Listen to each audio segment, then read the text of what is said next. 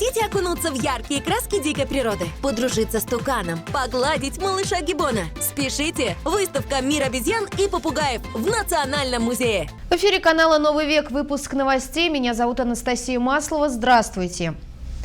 1 апреля по всей стране начался весенний призыв Вооруженные силы России. В Туве он идет полным ходом. В этом году в российскую армию планируют отправить более 500 призывников. Об этом сообщили на пресс-конференции. На ней военный комиссар Тувы Юрий Марков рассказал о работе призывных комиссий на территории региона. Сегодня в Республиканском военкомате прошла пресс-конференция по вопросам весеннего призыва Вооруженные силы Российской Федерации.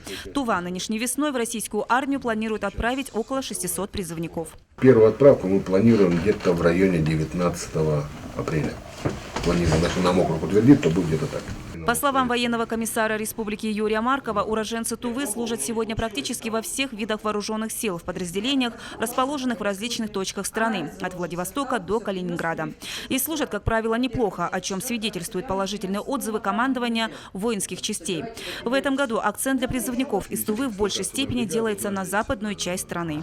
В основном, как сказали, западный военный округ, но ВДВ идет на восток. Еще одна особенность призывов последних лет – резкое снижение числа уклонистов. Служба в армии становится престижной в глазах тувинской молодежи. Кроме того, выпускникам школ она дает ряд льгот, установленных законом. Также студенты средних профессиональных учебных заведений, поступившие после окончания школы, не будут призываться вплоть до окончания учебы. Если раньше отсрочка представлялась тем, кто поступил после окончания 9 классов, и они имели право на отсрочку до завершения обучения. А те, кто поступил после 11, они не имели права. Теперь и они имеют право. По требованиям Министерства обороны призывники при убытии со сборных пунктов обеспечиваются вещевым имуществом. Кроме того, все они получат банковские карты, на которые ежемесячно поступает денежное довольствие. А также призывникам при убытии выдают персональные электронные карты. Это своеобразный документ призывника, в котором содержатся его данные, отпечатки пальцев, фотографии для идентификации по сетчатке глаз и другая информация. Эти электронные карты могут служить и пропусками в определенные режимные объекты. А также я знаю, что в некоторых воинских частях по этим электронным картам производится учет питающихся. Говорить об итогах весеннего призыва пока, конечно, рано, но по мнению работников военкоматов он должен пройти организованно, потому как план призыва республики выполняется регулярно. Так, за осенний призыв служить вооруженные силы страны из Тувы отправили более 700 молодых людей. Чинчи Кашпукол, Чинчи Самбуга, РС Хавалых, телекомпания «Новый век».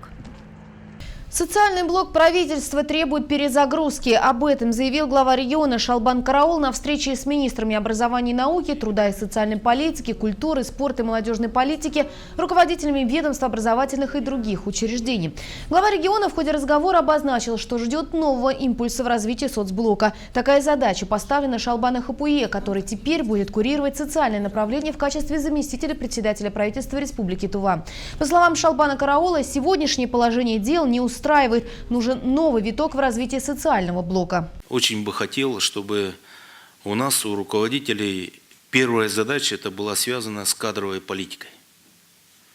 Установление социальных лифтов для того, чтобы успешные профессиональные люди поднимались по лестнице. Обеспечьте, пожалуйста, эти социальные лифты.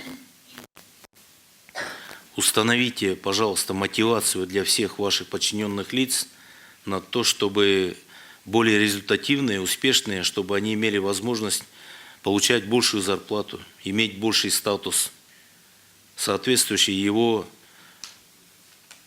результативности, его целеустремленности. В Дзунхемчикском районе открыт регистрационный пункт ГИБДД. Теперь жителям западных районов не надо ехать за сотни километров в Кызыл. Получить государственную услугу по регистрации транспортного средства они могут в городе Чидане. Ранее регистрационный пункт находился в Агдавураке. Первый же день работы регистрационного пункта его посетили 11 автовладельцев, которые получили государственную услугу в полном объеме.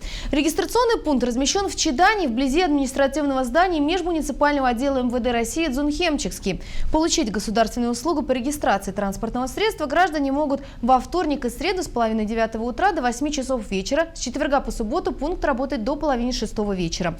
Понедельник и воскресенье неприемные дни, перерыв с часу до 2. И о курсах валют. Доллар стоит 55 рублей 89 копеек, а евро 59 рублей 69 копеек. Сделаем небольшую паузу на рекламу, а после нее продолжим.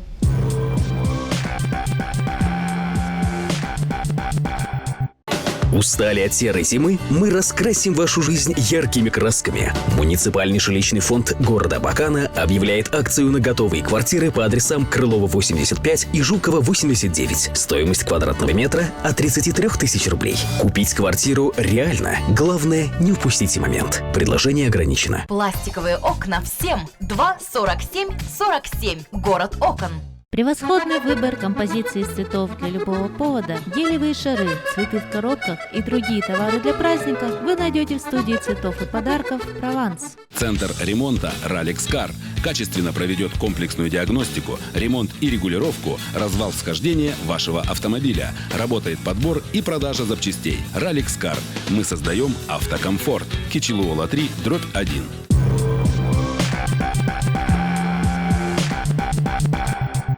В эфире новости, мы продолжаем выпуск. Глава Тувы Шалбан Караул встретился с этническими тувинцами, которые приехали в республику в начале года для обучения хуммею. В течение 2 месяцев они занимались на базе Центра развития традиционной тувинской культуры и ремесел. Полученные знания молодые люди продемонстрировали руководителю региона. Премьер похвалил их за усердие, стремление сохранить и приумножить тувинскую культуру. Чтобы дополнить их образ настоящих тувинцев, Шалбан Караул подарил гостям национальную одежду. Ребята тут же облачились в нее и сделали памятные фото. Кроме того, один из молодых людей признался, что хочет получить в Туве профессиональное образование. В ходе беседы Шалбан Караул предложил ему рассмотреть возможность начать обучение в Кызылском педагогическом колледже. При хорошей успеваемости будет рассмотрен перевод в Тувинский госуниверситет.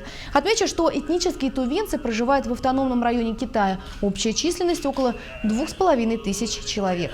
Далее рубрика «Новости короткой строкой».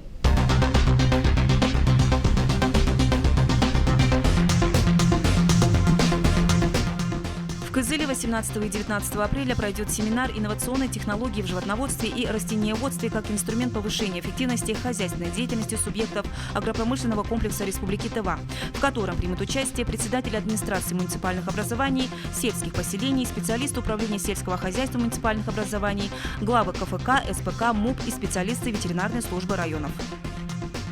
В России вступили в силу с 4 апреля новые правила дорожного движения. Теперь водители со стажем до 2 лет обязаны устанавливать на заднее стекло знак «Начинающий водитель».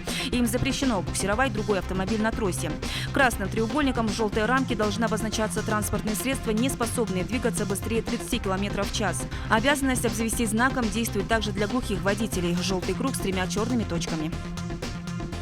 Управление Роспотребнадзора Тувы для изучения общественного мнения, соблюдения потребительских прав и уровня правовой грамотности проводило анкетирование населения.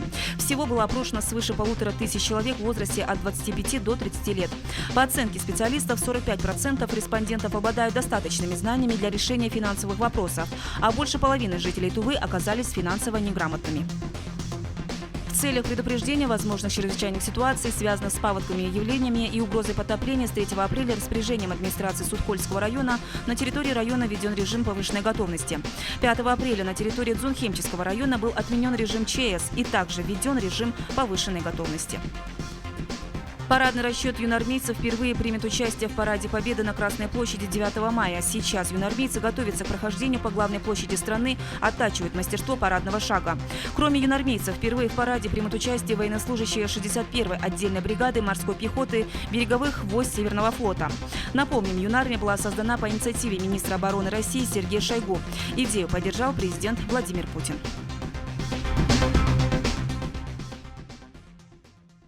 В марте Буян Ситкил презентовал свою новую песню «Танцуй, Тувиночка». И сразу же на радио «Голос Азии» начался конкурс, партнером которого стало кафе «Фьюжн».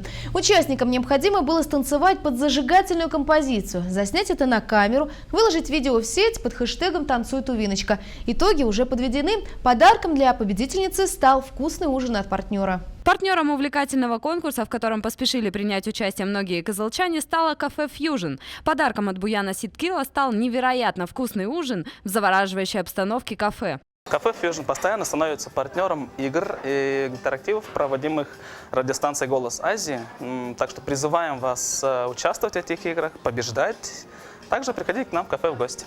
В конце прошлой недели Буян вместе с ведущими «Голоса Азии» в прямом эфире выбрали победителя. Им стала 74-летняя Елизавета. Даже ужиная в кафе, она не могла удержаться и пританцовывала. Несмотря на то, что свою жизнь она не смогла связать с танцами, она постоянно танцует для души. Вы знаете, я в каких условиях танцевала, я удивляюсь, как меня первую еще взяли. Я люблю простор. Я люблю простор, а там простора никакого не было. Елизавета призналась, что сама бы не справилась. Помогали ей внуки. Одна из них – Кристина, которую победительница пригласила с собой, так как ужин в подарок она получила на двоих. Думала, у нас мало шансов на победу, потому что там были очень хорошие ролики. Но когда бабушка победила, я была очень сильно рада. Елизавета впервые участвовала в конкурсе и стала победительницей. Она всегда мечтала танцевать, и после вопроса, будет ли она участвовать еще, с радостью ответила «конечно». Следите за эфирами радиостанции «Голос Азии», и, возможно, именно вы станете победителем в следующий раз. Самое время узнать прогноз погоды на ближайшие сутки. Завтра в Кызыле будет переменная облачность. Температура воздуха ночью -4, -9. Днем +5, +10. Ветер 3-5 метров в секунду. В течение суток местами по республике ожидается усиление северо-западного ветра до 15-20 метров в секунду. Атмосферное давление 707 миллиметров ртутного столба. На этом у меня все. Передаю слово моей коллеге Чинчика Шпыкол. Эфир продолжит программа «Услышать каждого». Я же с вами не прощаюсь, а говорю до встречи в эфире канала «Новый век».